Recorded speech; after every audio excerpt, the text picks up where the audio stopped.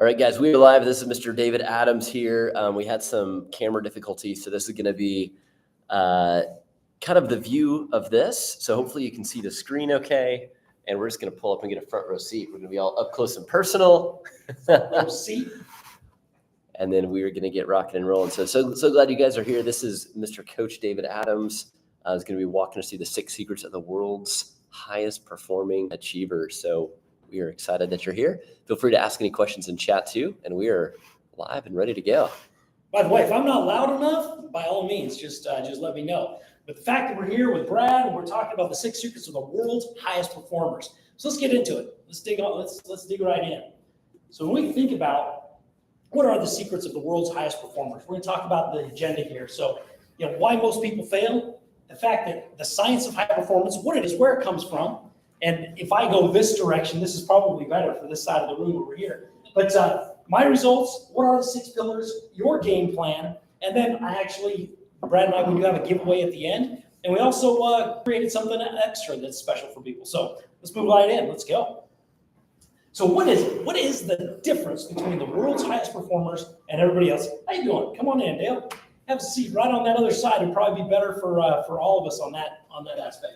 But what do they do differently is the question. Sorry, making sure we've got the right live channel here. 1 second. Oh, yeah.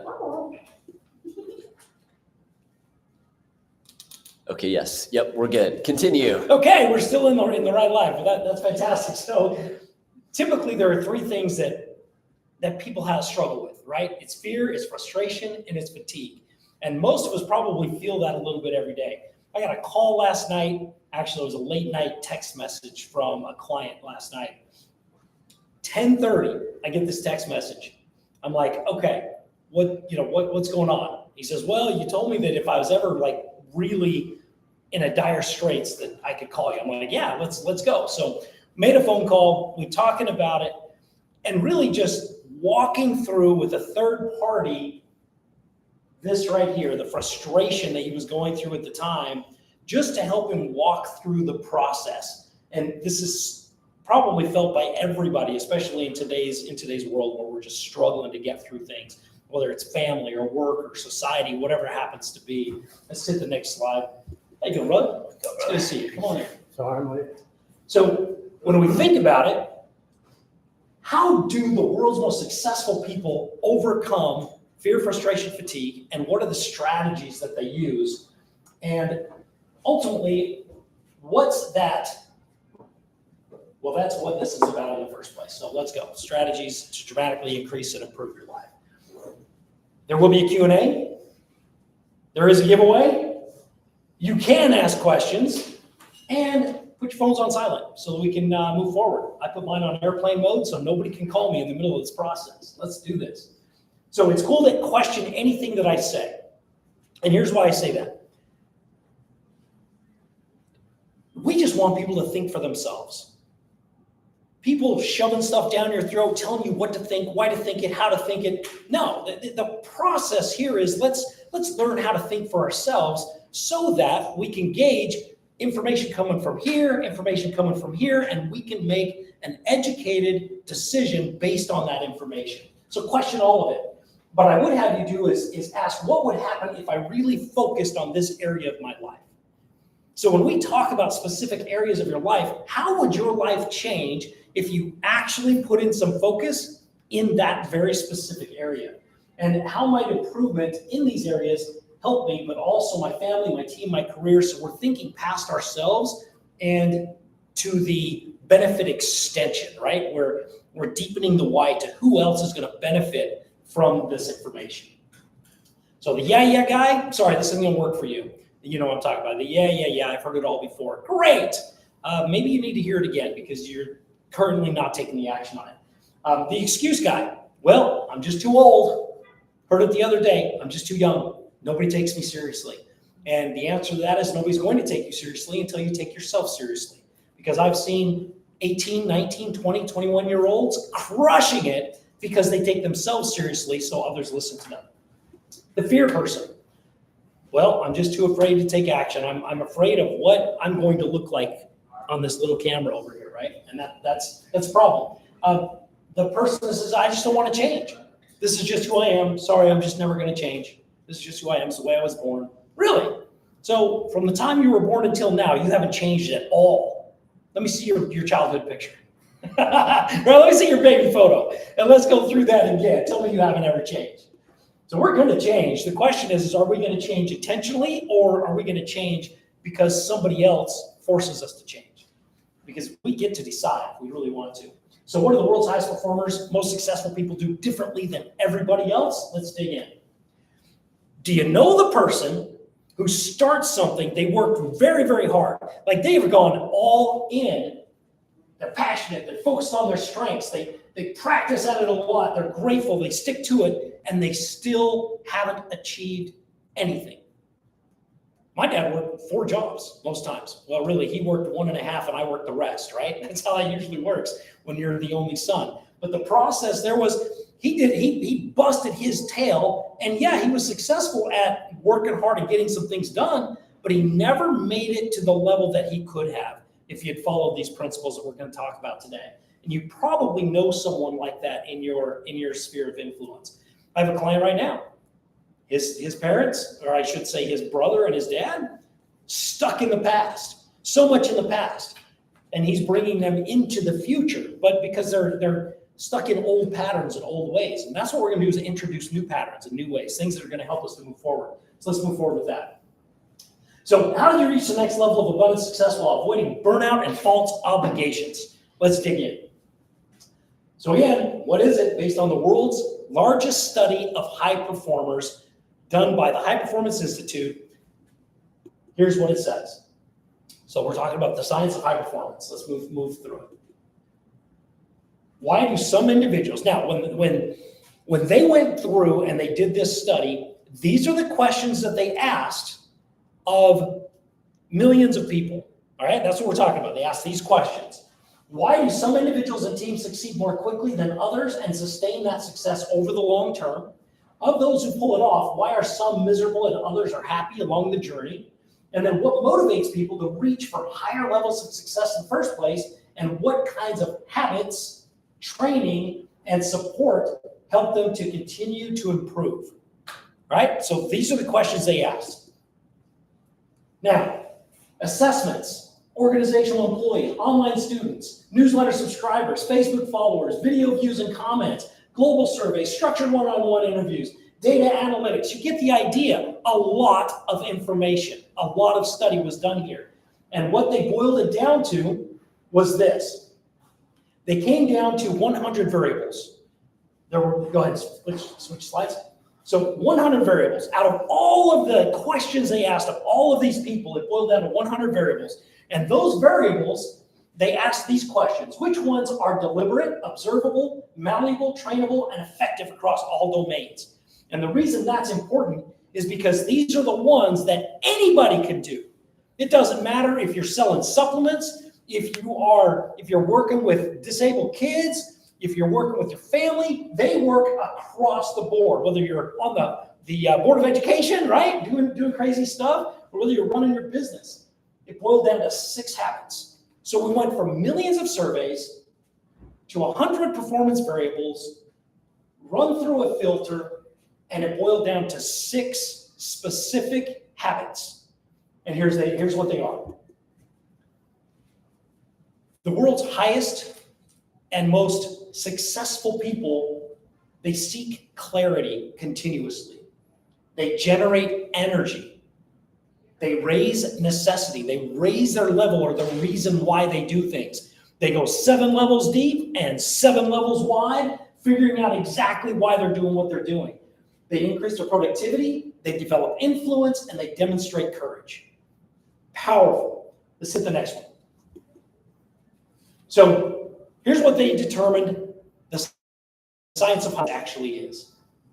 Succeeding beyond standard norms, consistently over the long term, while maintaining well-being and positive relationships. And here's where a lot of people miss it.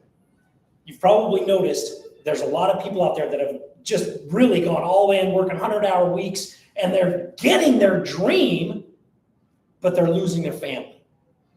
Because they said, I want to succeed beyond standard norms, but they never considered while maintaining well-being and positive relationships. So they made it here and they failed here because we didn't work in harmony with the 6 habits. And that's what we're going to talk about today. So it feels like full engagement, joy, confidence that comes from giving your absolute best, right? Giving our best every single day. Let's move forward. So high performance is not strongly correlated with age, gender, nationality, intelligence, personality, strengths, creativity, empathy, years of experience, or compensation, right? None of that stuff, which is counterintuitive, right? We think it's usually that stuff. But high performers do not report working on their strengths any more than anybody else, but they ask these questions. Who am I and what am I good at? And more often it's, what is required of me to be of service here? Say that again. It's not, who am I and what am I good at? It's, what is required to be of service here, and how can I grow into that or lead others to deliver it? So if I'm not there yet, how can I be of service? Well, how do I grow so I can be of service? Right? So if I didn't win the election, how do I grow into the person that will win that election next time when another seat pops up? And how do I grow into the people that so that they will follow me? How do I build trust? So that's what we're talking about right here. So how do high performers get that way? How do they develop those habits? And how do they keep growing and succeeding long term? Let's dig in. So my surprising results, and I don't know if they're that surprising when you start looking at just the habits that we develop over time. And you'll notice that there are certain strengths that you have, and if you apply those strengths even more often, you get even better results. But sometimes you're working on things and you're following a core set of habits and you're getting results, but you didn't even know what they were at the time. It's kind of crazy. Let's hit it. So I don't know how many of you have this friend, but everybody I think has got one. It's like, oh my gosh, you got to come see this thing. This is the greatest business of all time. Just come to this meeting. You don't have to know anything about it. Just come with me, watch it, and we're going to go conquer the world together. You guys have a friend like that? Yeah. Well, I told my friend to go pound sand. I'm never going to another one of these damn meetings with you again. And he said, yeah, but this one's in Vegas. And I'm like, sign me up. Let's go. Right? So here we are in the MGM Grand, 17,500 people. It's like a rock concert in there. Music is playing and the lights are going off. And then the business leader stands up and walks to the lectern, and it's silence. Everybody sits down, and we're just waiting for this guy to stand up. He walks up and he says, I would take notes as if this is the last time you ever hear from me. Almost was, because he retired very shortly after that. He made his money and moved on. But he stood up and said, you need to do these 2 things every single day. Fantasy Island for 30 minutes and read for 30 minutes a day. Well, what in the world is Fantasy Island? Now, those of you that are maybe a little more my age, the plane, right? A little short guy looking up at the plane because they're on Fantasy Island. It's super exciting stuff happening there. That's not quite what we're talking about. It's going to where our hopes and dreams live every single day. So if we can go to the place that we are creating in advance in our mind and feel the feelings of what it feels like to have already achieved it, to embrace it, that right there, my friends, is the feeling of gratitude and love and joy that we have experienced in advance because we experienced it up here, and we bring it to the present moment and we hold on to it and we step into the person that those feelings, that person that can create that thing. And we start acting from that place. We start taking action from that place. That is what 30 minutes of Fantasy Island looks like. And what does 30 minutes of reading do for you every day? Reading 30 minutes a day will transform your life. Because as you pour into yourself, you can pour into others. If we don't pour into ourselves, you have no business pouring into others. You have nothing to pour into them. What are you going to give them?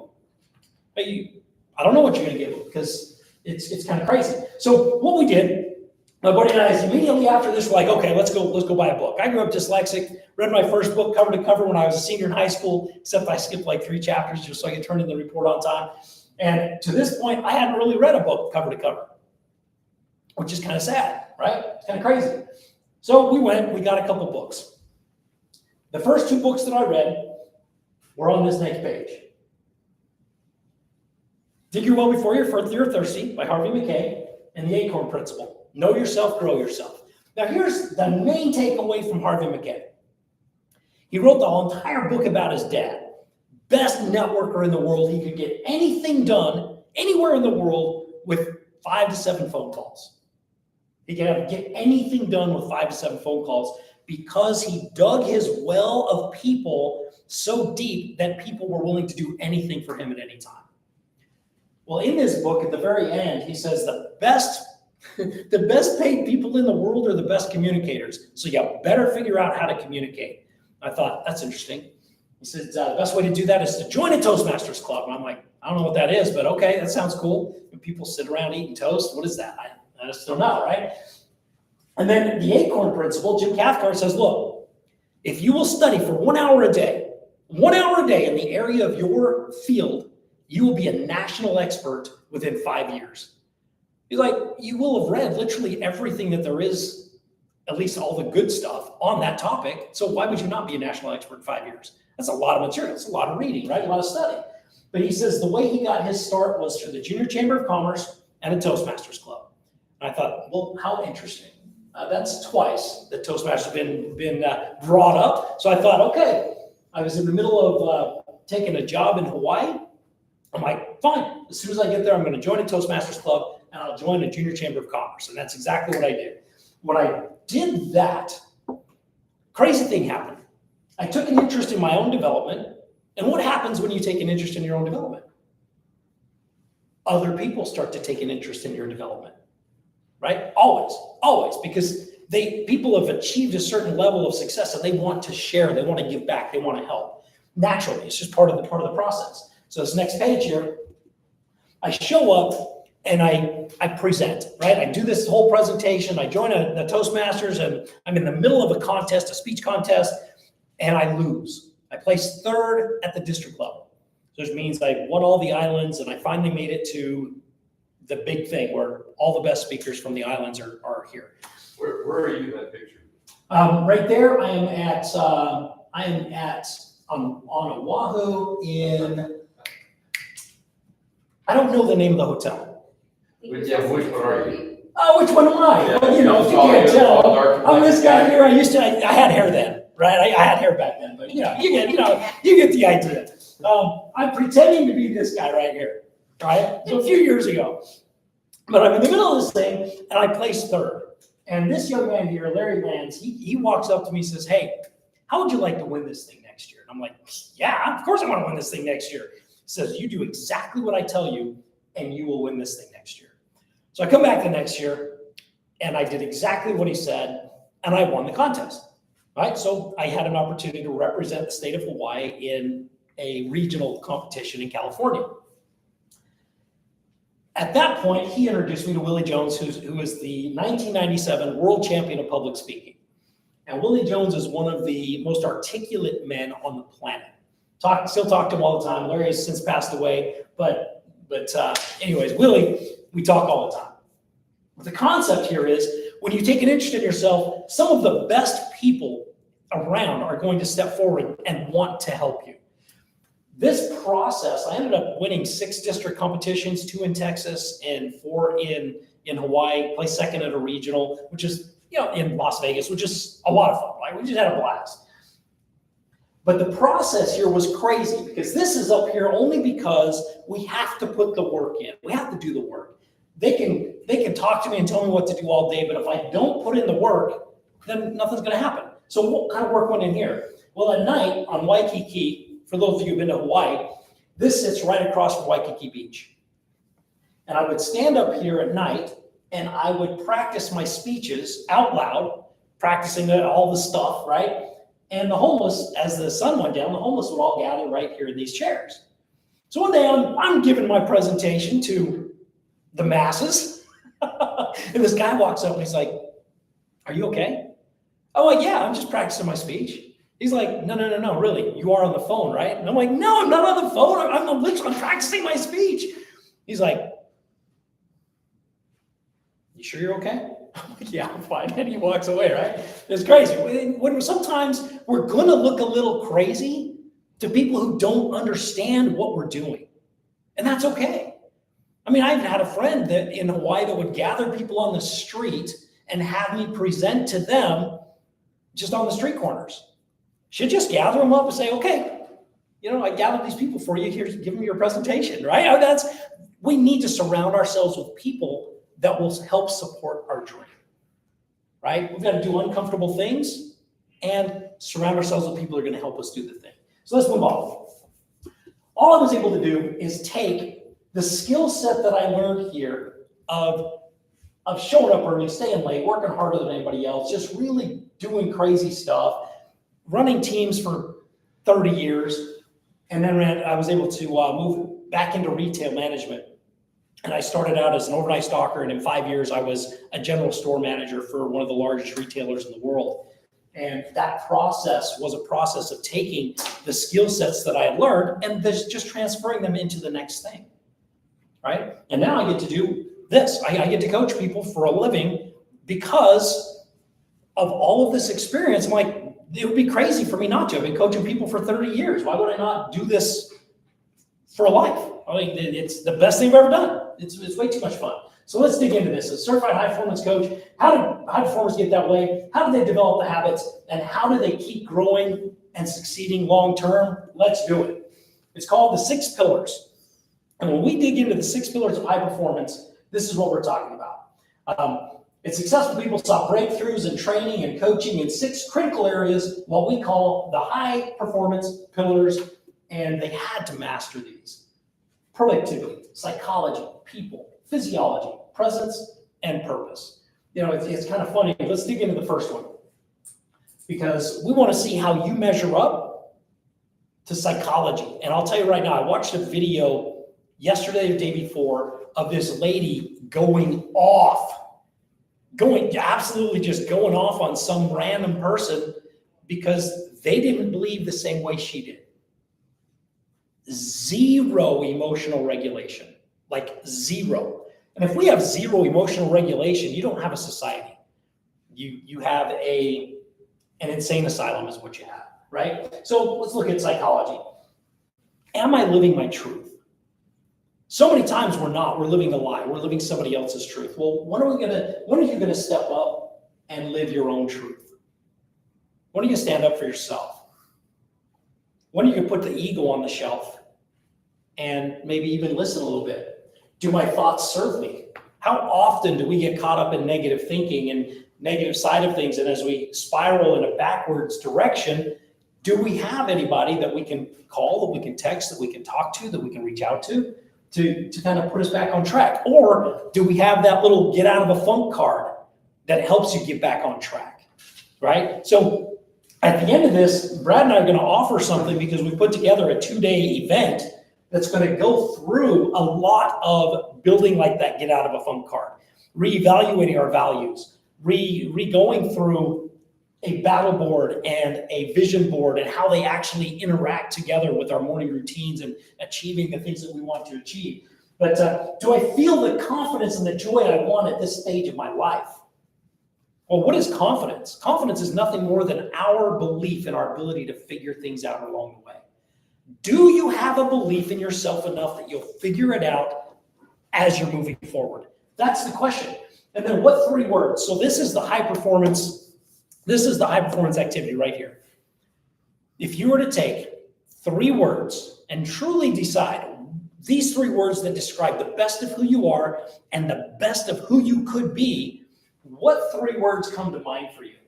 So again, defining who I am as a person, and am I living these 3 words congruently and consistently? So what are your 3 words? Jersey beef, what are your 3 words?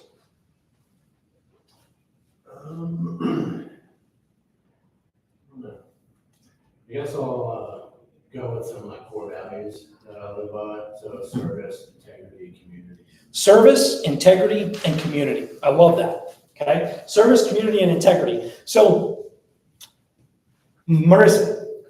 Okay. So with yours, what are your 3 words? Empathetic, honest, I think truthful. Okay. I love that. Honest and truthful are kind of the same. They're kind of the same. They're very similar, but they're distinctions. Yeah. I learned a long time ago, it's not my definition, it's your definition. Right? Dale, what do you have? These are works in progress. Always. Okay, they're works in progress. Oh, okay. So, caring or empathetic, patient, and actually empathetic is the other, Caring, empathetic, and patient. and patient. Love it.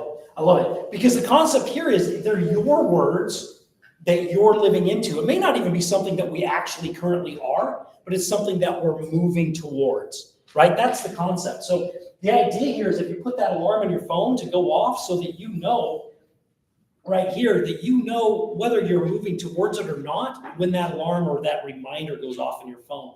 When mine goes off, the question is, okay, how competent am I feeling in this so far today? And if I'm not, okay, well, what do I need to do to get back on track? How competent do I feel right now? And then have I been charismatic today? Or have I not even got on camera? Have I not done anything today on the phone or with my coaching clients or any of that? Where do I sit? That's all it is a reminder of where we're headed, right? And how well am I acting into that today? So if I know that one of my words, let's say my word was love. Okay, well, how much have I loved so far today? Did I start with loving myself? And then who else have I spread that to? Right? Because that can make a really big difference. Just what word is it, right? Okay, so let's move into the next one. Physiology. So most of you are aware that physiology first. If you feel like garbage, chances are it's because our physiology, we haven't been moving. We've been sitting, we've been slouched over, we've been scrolling a lot. So sometimes we can just get really, really tired really fast because of what we've been doing. So do I feel an extraordinary level of physical, mental, emotional, and spiritual energy? If I don't, I can probably go to the last 24 hours, 24, 48, 36, 72 hours. What did I eat? What did my diet look like? What was my exercise? What was my sleep? And I can come back and go, oh, that's why I feel the way I feel today, right? So am I sleeping, eating, exercising, hydrating, gesturing, and speaking with enough passion to generate the emotions and the power that I desire? So it's crazy because in the 2-day event that Brad and I are doing, we're going to deep dive into physiology, and we're going to workshop all of this. So it's in real time. And with the people in the room, we'll workshop together and then share with each other. Because your best practices may benefit you, and yours will benefit him, and his will benefit this person, right? So when we start looking at working together, man, we get way more out of it than ever working on it by ourselves, right? Okay, so let's just understand that physiology, if you want your psychology to change, we've got to change this too. It's kind of like an inverted loop. It's like the confidence-competence loop. If you want to increase your confidence, you have to increase your competence. If you want to increase your competence, well, then your confidence gets better, and it just kind of keeps going and climbing. Well, the same thing with psychology and physiology. Isn't it amazing that as we apply psychology and we get ourselves off the couch and get to the gym and we do the work, that our physiology gets stronger and we get more confidence? Again, it's the movement. We got to move the body, right? We got to stand right. We got to decide exactly how we're going to move that body. Okay, sleeping, eating, and all that stuff. So the next one is productivity. Am I doing my life's work or just busy work? And this is something I have to come back to all the time. Because you already know that there are literally a million things that can steal your time. Some of you are on here right now thinking, wow, this is stealing my time. Is it? Or is this an investment of time? Because if I give you one idea that you could take away that would change your life, would that not be worth it? Yeah, of course it would, right? So what are the things stealing your time versus the things that are actually giving you time and speaking life into you, right? Because they're different. What would it take to 5 times your productivity each week?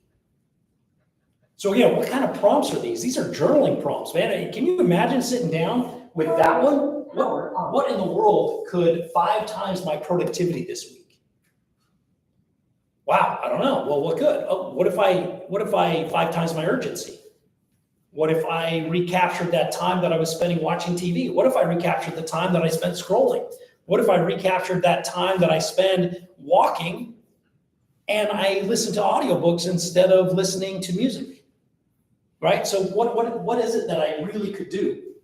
And then what major projects must I achieve in the next 90 days with absolute excellence? Well, if I know what those projects are, if I'm starting my podcast, if I know that over the next 90 days, I'm going to make this impact at the school, if I know for a fact that I'm going to sell this amount of supplements over the next 90 days, and what absolutely has to happen in order for me to do that, have I written it down? Right? Have I sought clarity, which is the first habit we talked about? Have I sought clarity around what that actually looks like? And I will give you a hint. You know, we're gonna work through, again, when it comes to productivity, we're gonna work through in clarity the process of the best year of your life exercise. Right? How do we project ourselves a year into the future and figure out, well, what does that actually look like? And then reverse engineer it in real time and kind of share with each other what that looks like, right? That's a big deal. So anyways, productivity. Let's move to the next section. People. Have you ever surrounded yourself with the wrong people? Are you kidding me? Some of you married the wrong people, and some of you married the wrong people like 3 or 4 or 5 times. But what would happen if we surrounded ourselves with a higher quality of person because we were a higher quality of person? Have I developed the people skills needed to survive and lead? And whatever that looks like, if people aren't following us now, chances are we have not. So the first, it's funny, I was being promoted out of the store I was in to another store. And my store manager's like, all right, David, where are your rats? I'm like, what are you talking about? Where are my rats? I don't even know what you're talking about. He says, exactly. That's why I'm asking. Where are your rats? I says, I don't understand. He says, well, have you ever heard the story of the Pied Piper? I'm like, well, yeah, of course I've heard the story. I just don't remember what it is, right? I never heard of the Pied Piper. I didn't have a clue what that was. Well, he says the Pied Piper is where this town was overrun with rats. And this gentleman comes from out of town and he comes to the mayor and says, well, I can solve that problem for you. And so the town paid him to solve the problem. So he pulls out his little flute and he plays a little tune and all the rats follow him out of the town. He says, where are your rats? Every single place you go, you should have a few people, 5, 10, 15, that will follow you anywhere. Where are your rats? And my question to you would be, where are your rats? Who's following you? Who's in your corner? Who has your back? Right? And if we don't have those skills, then we've got to develop those skills as quickly as possible. Because how can we be successful anywhere if we haven't intentionally surrounded ourselves with people that can help us get there? I mean, Brad and I were just talking about that before we started here, about the people that we can surround ourselves with and strive together with. Can I influence and persuade people to believe in me, buy from me, follow me, invest in me, and support me? You know, what's crazy is I have a couple daughters that have recently been promoted into entry-level retail management positions. Questions every day about this piece right here. How do I get my team to step up? How do I get them to do this? How do I get them to do that? Right? How do I increase that influence with people? And those are some of the things that we'll talk even more about in our 2-day event. But am I the role model that my family needs me to be? Again, these are the questions for self-reflection. Am I really the role model that my family needs me to be? Because if I'm not, what specifically can I change? How can I step into it a little bit differently? And you guys are familiar with the with the bull story, or the buffalo versus the cow, right? So the cow, when the storm comes in, the cow runs away trying to get out of the storm. But the buffalo will run directly into the storm, thus shortening the amount of time that it's exposed to the weather. So, and it's a book written by Rory Vaden. It's a kid's book. It's really small, but they're on Amazon. I forget the name of it, but anyways, it's pretty neat. It's a pretty neat story. Author's name again? Rory Vaden. Rory Vaden. His claim to fame is the second best speaker in the world because he came in second like 2 or 3 times at the World Championship of Public Speaking for Toastmasters. So he's like, I'm the world's second best speaker, which is amazing. You know, it's a great tagline for him. But am I the role model my family needs me to be? Do they see me charging into the storm, or do they see me retreating on a regular basis? And that to me is very powerful, because am I being that example? All right, let's move into the next one. Presence. Have you ever been at dinner with someone that did nothing but scroll, or that simply they were there, but they weren't there? Marissa's like my 13-year-old. It's legit, right? But did we set boundaries for the dinner table? Do we set boundaries when we're at home? Have we set boundaries for when our kids can actually have smartphones? There's the anxious generation. If you have kids and you haven't read The Anxious Generation, you need to read it and then follow some of the principles that are in it. And because quite frankly, this presence, we're losing it. We're spending so much time scrolling, and those micro judgments that are just draining our energy, and we wonder why we don't have energy for anything else, because we're not being truly present. So what things am I avoiding and going to scrolling instead of doing? Am I avoiding making the phone call? Am I avoiding making the reach out? There's a lot of things that we've been avoiding. You know what's crazy? This little device right here, my mentor says, has your next $1 million in it. Your next $1 million is right here in your phone, but you're too scared to make the phone calls. So what I've done is created a nice little video. I just finished everything I can do on my one-page web page, and I got to turn it over to Brad and get him to spruce it up so it actually works. But the process here is stop avoiding the thing that could actually change your entire life. Because if everybody on your phone doesn't know what you do and why you do it, then why are we afraid to tell people what we do and why we do it? I don't know why. Because either we don't believe our message is strong enough that people will buy into our message, or some other reason, but we've got to get past that as quickly as possible. And then who needs me on my A game today? And this goes back to deepening our why, right? Figuring out why am I doing this thing in the first place? Why am I not hitting the snooze button? Why am I diving out of bed and into the process? Because I've fallen in love with the process. Or I've looked at it and gone, my kids need me. My spouse needs me to show up on my A game today. My audience needs me to show up. These disabled kids need me to show up today. Because if I don't, nobody's going to serve them. If I don't show up, nobody else will. And then what would life feel like if I was more in the now, if I was absolutely more present?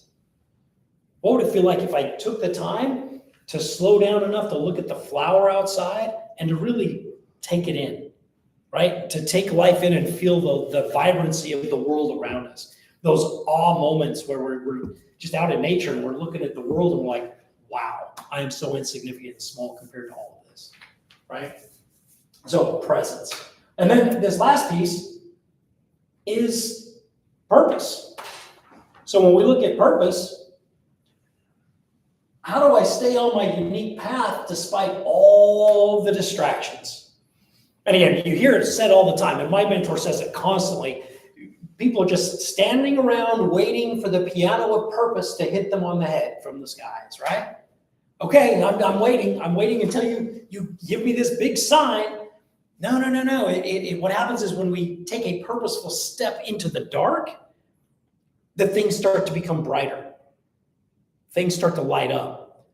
More opportunities start to show up, right? Huge difference. So what we're trying to do is work purposefully, and our overall purpose will be revealed as we continue to move forward. And that purpose may change from month to month, from day to day, from week to week, from year to year. Now, you may be introduced to a new version of your purpose every single day. Man, I hope that's you, because that's tremendous growth moving forward, right? So how do I know what that path really is? When it's in alignment with your core values. When I am working in alignment with my core values, there is never a lack of energy towards it, ever. When I'm working outside of my core values, I'm just not going to do it, ever. So you add your ADD to the outside of your core values, it's just never going to happen. So when should I quit something versus stick with it? Again, that's a question you'll have to ask, but it comes back down again to what are my core values? And then what makes me feel fully alive so that I can give? And typically, when we make that long list of what makes me feel fully alive, and we compare that to our core values, they're in alignment. They're in alignment. So what we're going to do also in this event is we're going to go through and help you discover your core values. What are your core values? From this big long list of values, and get it boiled down to your core 5. And then how do we take action, and how do we align our purpose and our vision with those core values so that we can move forward in the workplace and really get some things done. Okay, what do we have next? All right, what is your game plan from here? Like, what are you going to do from here? How important are these 6 pillars? Pretty darn important, right? They're like everything, if you ask me. So go ahead and hit the next slide. So what is your next step in improving? Now, I'd have you write that down. So based on everything that we've talked about today so far, what is your one action step? Just one, if you could just take one action step after hearing the stuff that we've talked about, what is that one step for you? And how can you make that one step either before you leave the room, or before you get off the call, or immediately after hanging up? How do we get into action right now? Okay, what's next? So let's find out together. So this is where Brad and I have put together a 2-day event. And I want you to understand something. So this right here is an event local here in town. And it is $95 for 4 hours. 4.5 hours, $95 for 4.5 hours. Well, Brad and I are going to do over a 2-day period, 2 days. We're going to cover clarity, energy, necessity, courage, productivity, influence, persuasion, purpose, psychology, physiology, and presence. So we're going to go through this. We're going to go through their core values. We're going to go through the get out of a funk card. We're going to go through your vision board, your battle board, and we're going to workshop it together. That's the key. We're going to workshop it together so you get to learn and experience from one another, which is, I love this. So what's the next slide? So 2-day event, certified high performance coaching, values, vision board, battle board. It's a $6,000 value. If somebody were to pay me to coach them through the 6 pillars and the core 6 high performance habits, it's $6,000, $6,000 a quarter. So today we're doing it for $98. We're going to do a 2-day event for $98. It'll be right here in this room. And it is September 11th and 12th. September 11th and 12th. So we got a little bit of time. There's a VIP option if you want to have a Q&A lunch with me and Brad. Basically, we'll sit down, eat, and answer whatever questions you have and just kind of talk so that there's an experience to hang out with us. Quite frankly, that's 2 days and 2 lunches, and you're buying? 2 days and 2 lunches, and that's right. We're buying the lunch. You're buying lunch? We're buying the lunch. Yeah, that's the actually that $45. That's right. Don't expect anything. Don't expect like a steak dinner. Yeah, there's Sonic right across the street. That's what I'm talking about. That's possible. It could be Sonic. What do you have next? Okay, so this is the VIP Masterclass, September 11th to 12th. This is a QR code. If you scan the QR code, it'll automatically take you to it and to the event page, and that'll be fun. So we do have a giveaway as well, and you can scan it, move to the next one because they can scan the next one too. So if you will scan this, you can download the Pillars of High Performance. And what this is a series of questions to ask yourself about productivity, persuasion, psychology, physiology, presence, and purpose every morning. These are incredible priming exercises for the mind before we go to work to set us up for success. So if you'll scan that QR code, you can download that. And then this last slide will have the 2 QR codes. This is for the event, and this one is for the Pillars of High Performance. So scan both. Yeah, because this one is the download that you'll get. You'll be able to download it. And then the other one is the 2-day event. So tremendous value in that. It's funny because we were looking at the price tag. We're like, well, let's just give them something good. $98 is a pretty darn good deal for 2 days. But we just want to give something back. So I think that speaks for itself. But I'll get out of the way. You guys at home, thank you so much for watching. Appreciate you guys. All right. Thanks, guys. And thank you for that standing ovation. I appreciate it.